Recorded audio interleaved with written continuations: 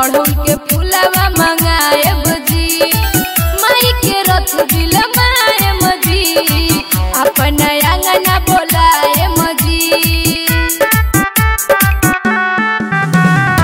माई के अइला से जग जाई भाग, स्वर्ग हो जाई अंगनवा हमार। मैया के कोमल चरनिया पखारम, छाक लवंगिए के जलवा के ढारम।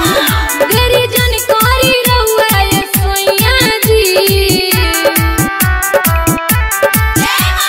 जात बानी देवे ये रानी पीरा, गद सहरिया से चुनरिया चाटा का।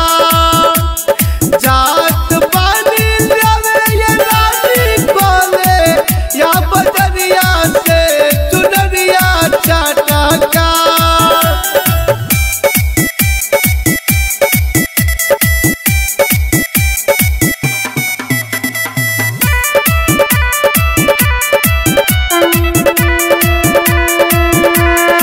मैया के दिहल बाड़े गोदी में ललनवा, बड़ा सलामत ये हो सजनवा।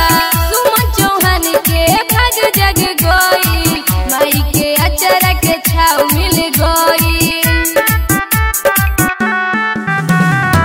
रखी है कृपा बनौले